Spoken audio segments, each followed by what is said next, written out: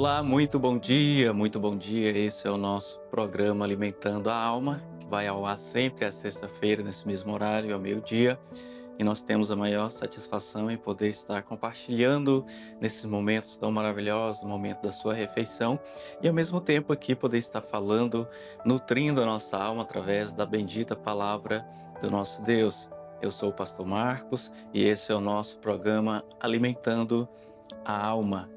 E hoje a nossa referência, a nossa escritura, o nosso tema trata-se da Santa Ceia, com pães asmos e vinho puro. Vamos tentar descrever um pouquinho sobre o que é Santa Ceia e como que deve ser a Santa Ceia. E como que é a verdadeira doutrina, como que a igreja primitiva, os apóstolos nos ensinavam e como que nós devemos estar fazendo hoje. Então nós vamos fazer um apanhado de como que deve se proceder a Santa Ceia do Senhor. Amém? Então vamos para a nossa referência bíblica, está em Êxodo capítulo 12, porque nós voltar lá desde o início, desde o princípio, onde o tema já diz a instituição da primeira Páscoa.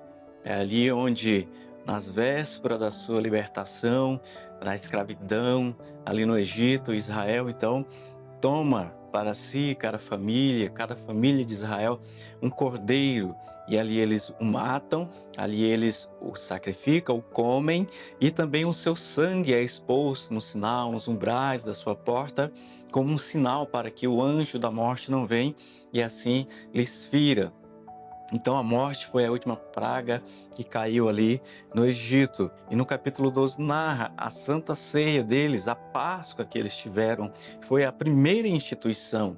E nós podemos ler aqui a partir do versículo 15, você pode ler todo o capítulo, ele é muito interessante, muito profundo, mas nós vamos começar aqui a partir do versículo 15 de Êxodo capítulo 2, a respeito da instituição da primeira Páscoa. Páscoa quer dizer passagem. Foi a passagem do povo de Deus, a saída do Egito para então a Canaã, em direção a Canaã. E no Velho Testamento, já nos nossos dias, começou-se a passagem da morte e ressurreição do Senhor Jesus Cristo, a comemoração da morte e da ressurreição do Senhor Jesus Cristo, um memorial. Então a nossa Páscoa é o Senhor Jesus Cristo. Mas voltando lá no passado, nós vamos ler e descrever acerca do que está escrito e trazendo para os dias de Jesus e como hoje nós devemos nos comportar e nos espelhar em tudo quanto está escrito acerca da Santa Ceia, acerca da Páscoa, um apanhado de tudo que Deus tem deixado escrito para todos nós. Então vamos ao que diz as Escrituras. 7 dias comereis pães asmos. Ao primeiro dia tirareis o fermento das vossas casas, porque qualquer que comer pão levedado, desde o primeiro até o 7º dia, aquela alma será cortada de Israel. E o primeiro dia haverá santa convocação, também ao 7º dia tereis santa convocação. Nenhuma obra se fará nele, senão o que cada alma houver de comer. Isso somente aprontarei para vós. Guardai, pois, a festa dos pães asmos, porque naquele mesmo dia tirei vossos exércitos da terra do Egito, pelo que guardareis este dia nas vossas gerações, por estatuto perpétuo. Veja bem que é um memorial. É um memorial de que Deus os tirou com mão forte ali do Egito. E no dia da Páscoa, ali eles comendo a carne do cordeiro e assim também comendo desse pão puro, sem fermento.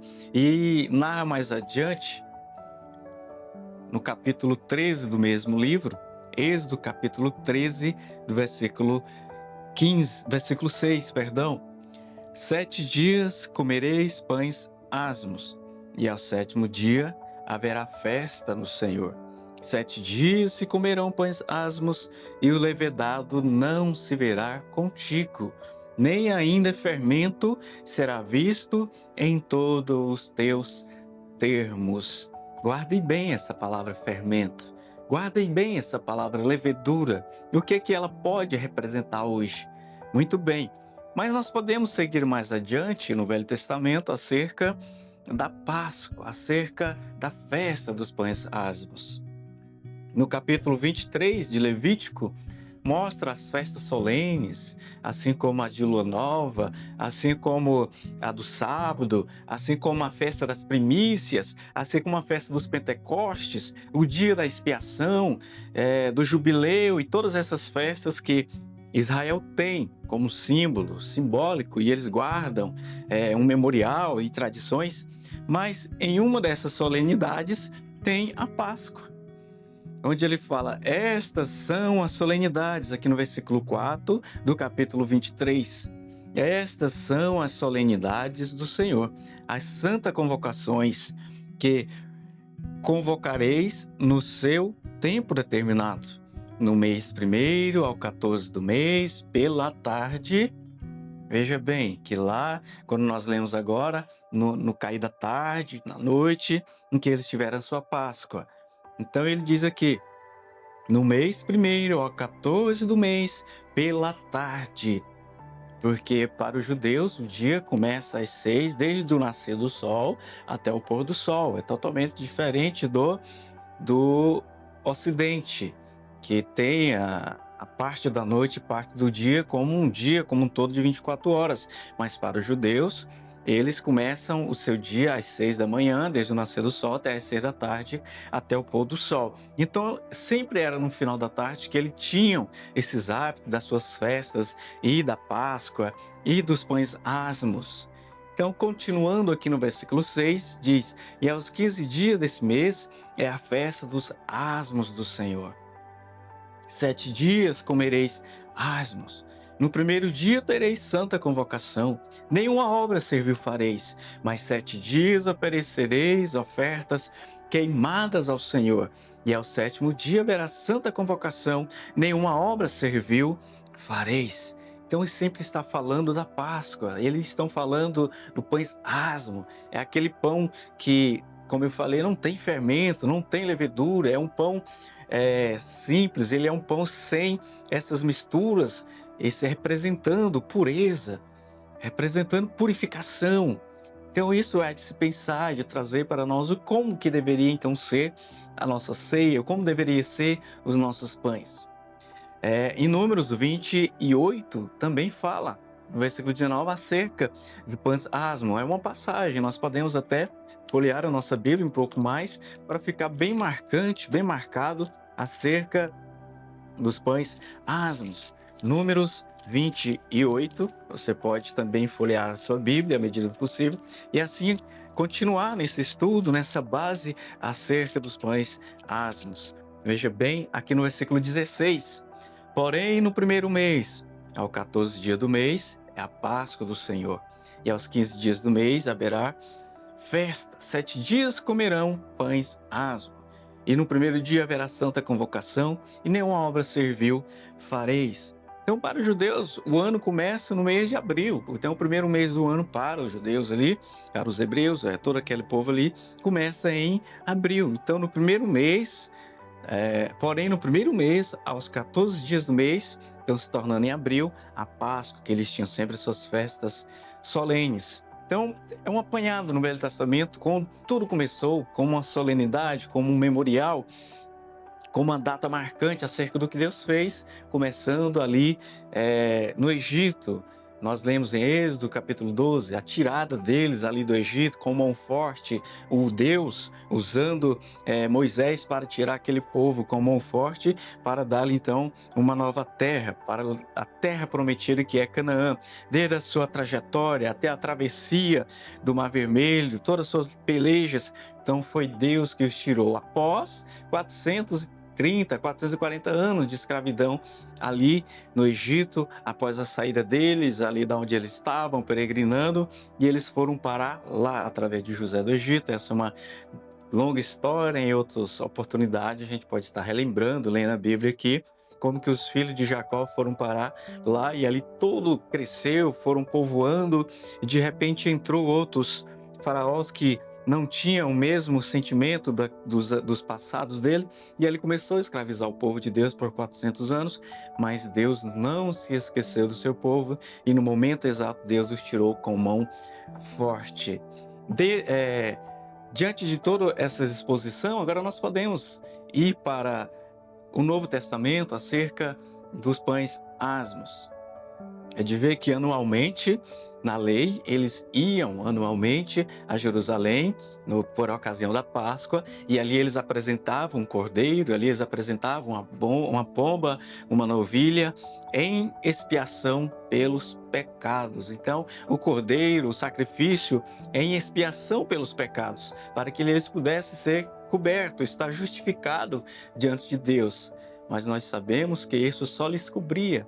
Isso não era o suficiente para lhes lavar. Eles permaneciam embaixo do jugo do pecado. Então, anualmente, eles tinham que fazer isso. Um cordeiro que fosse perfeito, sem nenhuma mancha, sem nenhuma mácula, sem nenhum defeito. Então, tinha que ser puro o animal. E assim eles sacrificavam, e ali o sacerdote fazia expiação pelos pecados de todos aqueles. Mas houve um tempo que tinha que ser um sacerdócio, tinha que ser um sacrifício perpétuo, tinha que ser um sacrifício no qual pudesse nos tirar desse pecado. E só um que poderia ser. Tinha que ser o parente redentor. Tinha que ser humano como nós. Por isso, então, a necessidade do Senhor Jesus Cristo vir e sacrificar a si mesmo como cordeiro para poder, então, tirar o pecado do mundo. Então, Ele é a nossa Páscoa. Ele é a nossa expiação. Porque sangue de touros de bode não pode tirar pecado, não pode nos purificar. Mas, por isso, o Senhor Jesus Cristo tornou-se o nosso parente redentor, e assim para nos redimir, para nos resgatar. Por isso Ele é a nossa Páscoa, Ele é a nossa passagem, é um exemplo, Ele é o nosso segmento. Então o cristianismo tem esse hábito, tem essa doutrina da Páscoa sendo o Senhor Jesus Cristo, e assim a continuação daquilo que Ele deu na noite em que Ele foi traído, na véspera dele ser apanhado pelos soldados romanos, e ali passar por todo aquele julgamento, e na sexta-feira ser crucificado. E nós podemos ler em São Mateus, capítulo 26, versículo 17, onde fala da última Páscoa e Santa Ceia. Então você pode folhear sua Bíblia e juntos estarmos a par do que diz as Sagradas Escrituras para cada um de nós. Então aqui no versículo 26 de São Mateus, versículo 17, outros evangelhos também narra acerca desse episódio. São Marcos 14, 12 ao 26, São Lucas 22, do 7 ao 23 e 1 Coríntios 11, 23 ao 29. Mas aqui no versículo 17, propriamente, ele diz: e no primeiro dia da festa dos pães asmos. Veja bem, eu não falei de pães asmos no passado?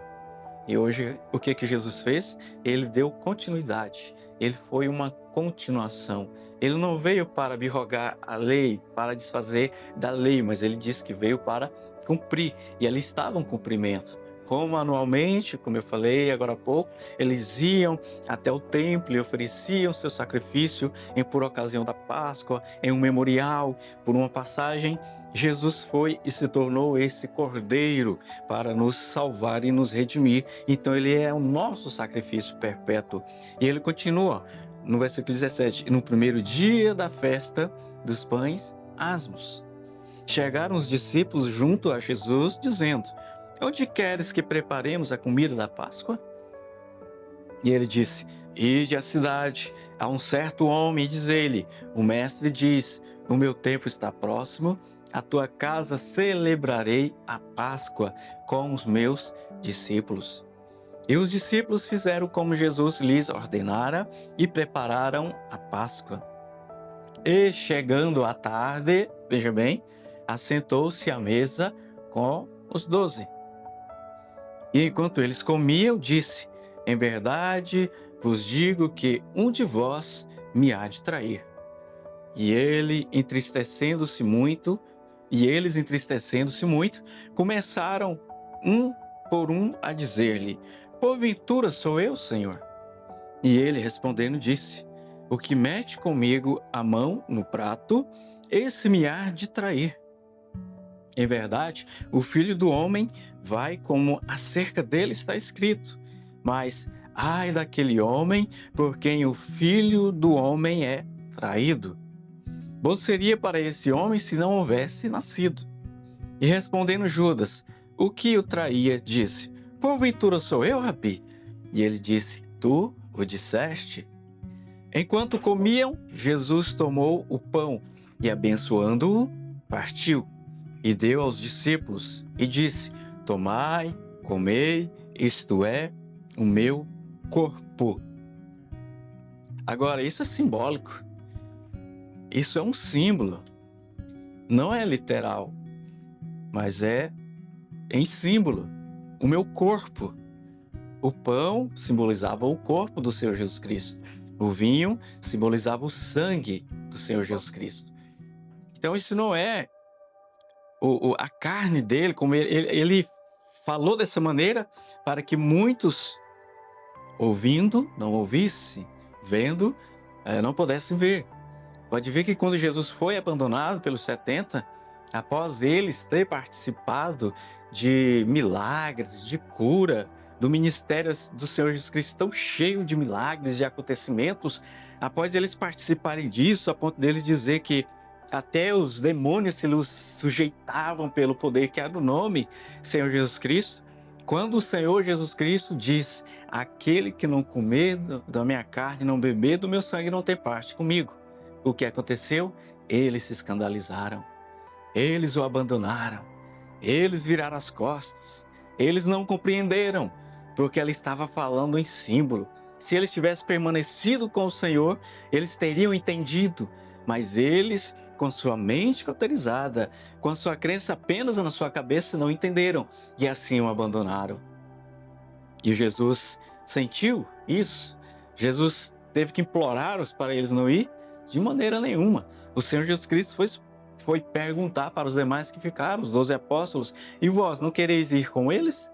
E Pedro sabiamente respondeu: Senhor, para quem iremos nós?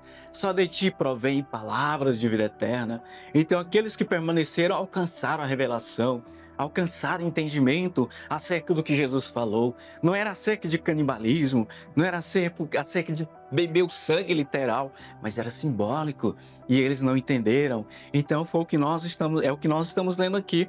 Enquanto comiam, Jesus tomou o pão e, abençoando-o, o partiu e deu aos discípulos e disse: Tomai, comei, isto é o meu corpo. Isso é um símbolo.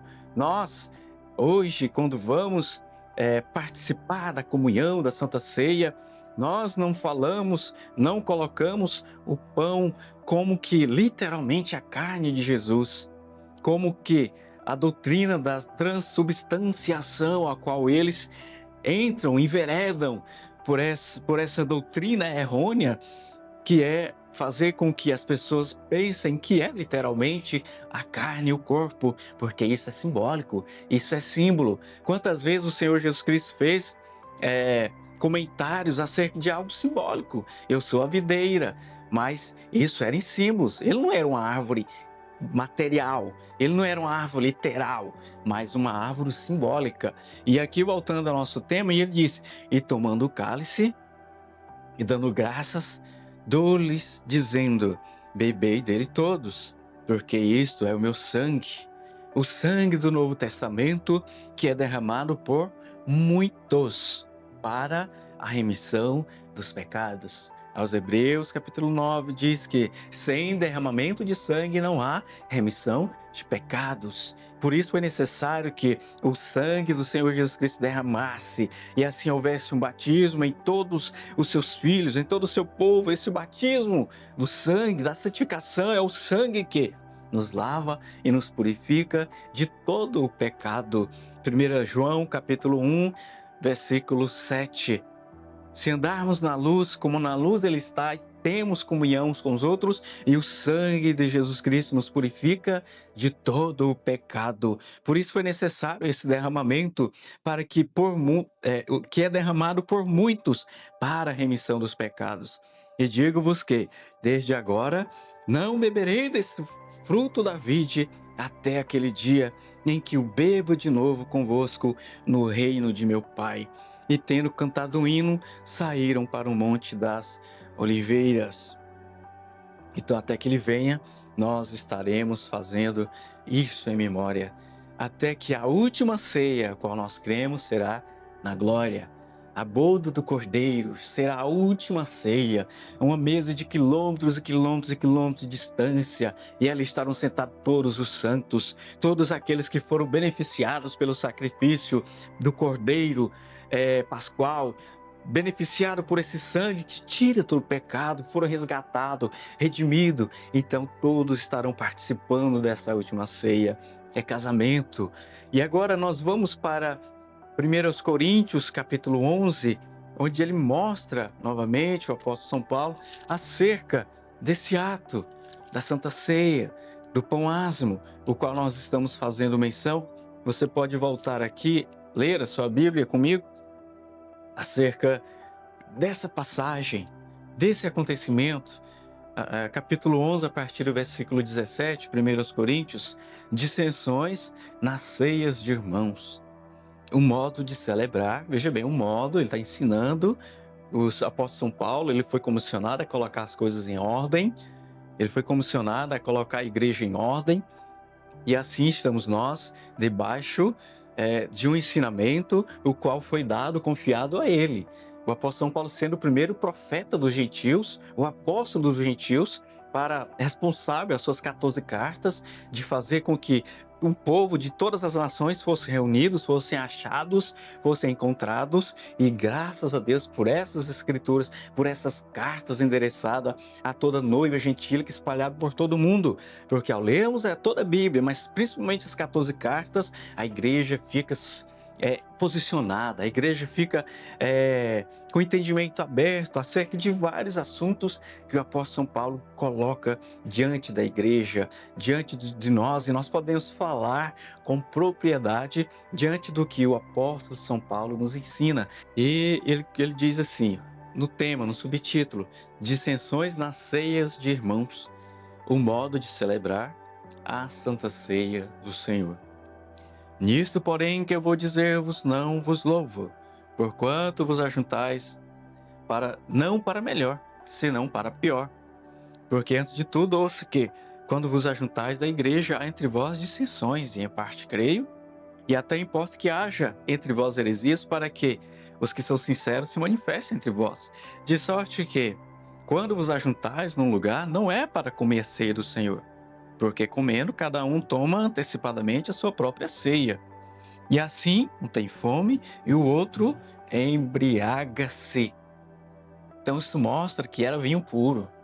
E o vinho puro tinha que ter o álcool para poder fazer com que aquele vinho tivesse uma durabilidade, para que ele conservasse. Então é o vinho puro. É o vinho tinto seco que hoje nós usamos, um vinho mais próximo do real daqueles dias.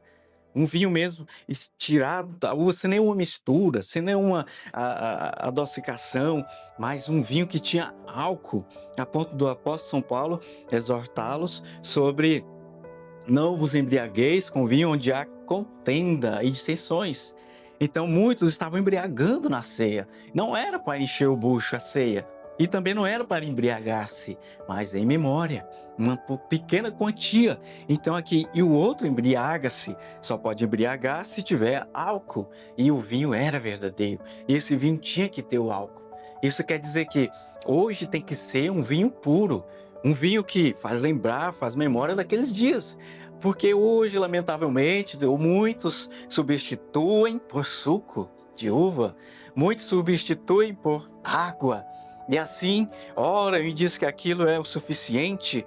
Isso é um erro, é um equívoco, pois tem que ser um vinho puro, representando o sangue do Senhor Jesus Cristo. E nós vamos continuar. E ele diz aqui no versículo 22, não tendes porventura casas para comer e para beber? Ou desprezais a igreja de Deus e envergonhais os que nada têm? Que vos direi? Louvar-vos-ei? Nisso não vos louvo. Porque eu recebi do Senhor o que também vos ensinei, que o Senhor, na noite em que foi traído, tomou o pão. Jesus, na noite em que foi traído, tomou o pão. No Velho Testamento, nós falamos acerca da tarde, ao cair da tarde, no final da tarde. E aqui ele está à noite. Então, muitos hoje tomam e faz a Santa Ceia ao domingo pela manhã, durante o dia, pelas Sagradas Escrituras, é na noite, no cair da tarde. E eles fazem pela manhã e está fora de ordem, de acordo com as Escrituras.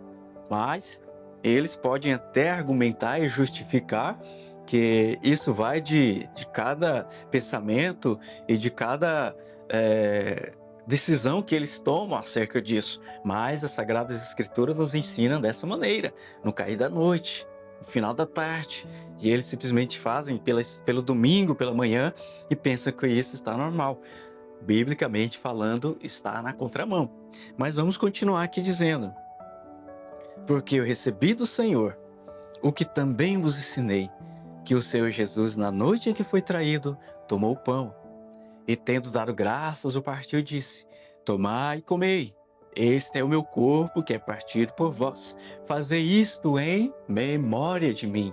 É um memorial do cristianismo, daquilo que Jesus começou ali nos seus dias, uma nova etapa do cristianismo. O tempo da lei tinha ficado e agora já era o tempo da graça, dado pelo Senhor Jesus Cristo. A introdução, então, do cristianismo. Semelhantemente, depois de cear, tomou o cálice, dizendo: este é o cálice e o novo testamento no meu sangue. Fazei isso todas as vezes que beberdes em memória de mim. Todas as vezes. Aqui não está especificando quantas vezes. Muitos ramificações, digamos assim, igrejas por aí, fazem uma vez no ano, anualmente, ou a cada 6 meses. Mas nós fazemos a cada mês, de mês em mês, a cada 30 dias. Mas isso não quer dizer que tem que ser só de 30 em 30 dias. Mas aqui está todas as vezes. Isso não está especificando um dia, uma hora, uma data, mas todas as vezes. E nós tomamos de fazer isso todos os meses. E assim nós fazemos, a cada 30 dias. Eu creio que a maioria dos ministérios por aí fazem dessa forma. E tem gente que passa até meses e anos sem tomar. Às vezes um irmão, uma irmã que mora distante, não tem condições de estar indo aonde tem uma igreja, onde ela está é um lugar um tanto longínquo. Às vezes o pastor vai lá a cada 2 meses, 3 meses, 6 meses ou um ano, e aí ela toma da ceia, mas ela não está fora da comunhão. Mesmo não tomando da ceia mensalmente, mas o que importa é que ela está na comunhão, porque quando o pastor vai entregar a ceia para eles lá, eles tomam a ceia, eles estão preparados. Então cada um de nós temos esse segmento mensalmente. Que Deus então possa continuar abrindo o entendimento de cada um acerca desse assunto o qual nós estamos mencionando aqui. E nós vamos continuar. Semelhantemente, também depois de cear, tomou o cálice, dizendo: este é o cálice e o novo testamento do meu sangue. Fazei isto todas as vezes que beberdes em memória de mim. Porque todas as vezes que comerdes esse pão e beberdes esse cálice, anunciais a morte do Senhor até que ele venha. Portanto, qualquer que comer este pão ou beber o cálice do Senhor indignamente, será culpado do corpo e do sangue do Senhor.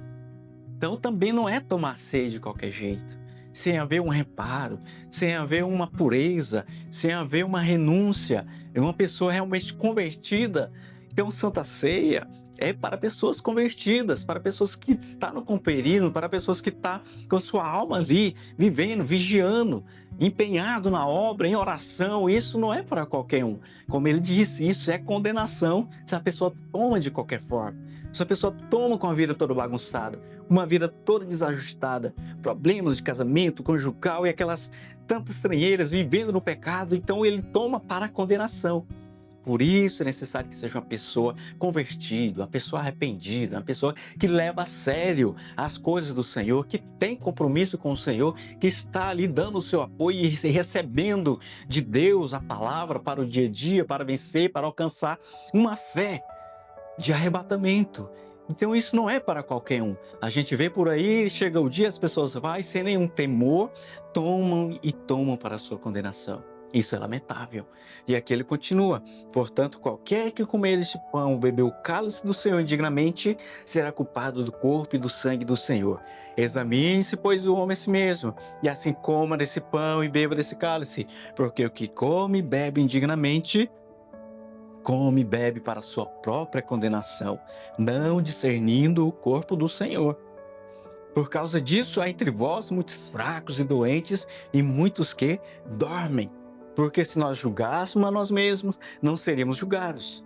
Mas quando somos julgados, somos repreendidos pelo Senhor, para não sermos condenados com o mundo. O julgamento será sem misericórdia para os que ficarem. Por isso que nós estamos passando por esse julgamento agora, tomando a palavra do Senhor como essencial, como absoluta. E nós devemos então estar a par do que é a verdadeira ceia do Senhor. O pão asmo, sem fermento. O pão não deve ser uma rosca, um bolo, um pão, como muitas igrejas fazem por aí, fermentado, cheio de açúcar e cheio de tantas misturas. Não, é puro, sem fermento, sem açúcar, sem essas coisas. É só o trigo, representando ali aquele pão puro, limpo. O corpo do Senhor não tem essas impurezas. E o sangue do Senhor tem que ser como um vinho puro, representando o sangue do Senhor. O sangue do Senhor não tem açúcar. O sangue do Senhor não é anêmico, mas ele é puro. Então que o Senhor te abençoe com essas palavras e que ele continue esclarecendo e abrindo o teu entendimento para que assim você possa entender qual é a perfeita vontade agradável do Senhor. Deus te abençoe. Até a próxima, se o Senhor nos permitir. Rio azul, as ruas são de ouro e de cristais. Ali tudo é vida, ali tudo é paz, morte e choro. Nunca mais tristeza e dor, nunca mais.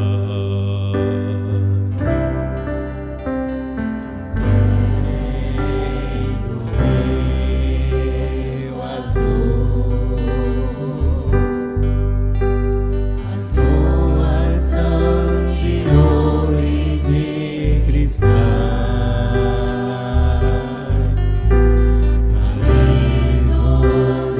Vida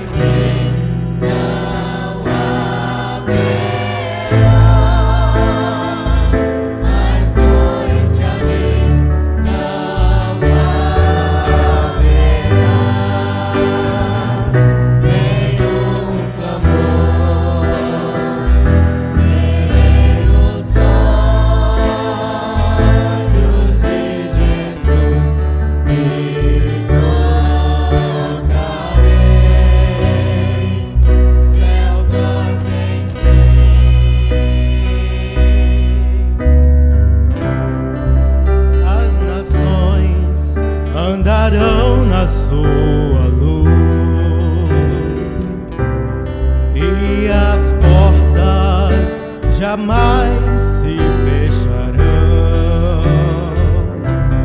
A cidade é de ouro puro, de jaspe é seu muro.